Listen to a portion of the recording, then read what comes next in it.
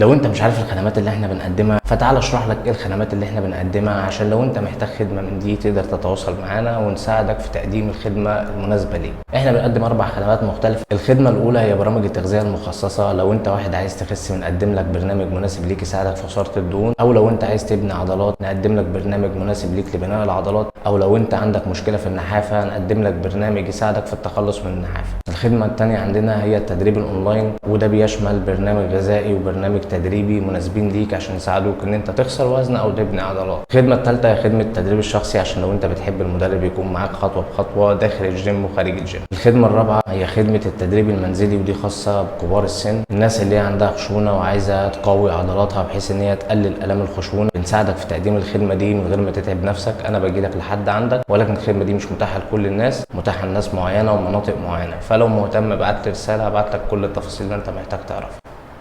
سلام.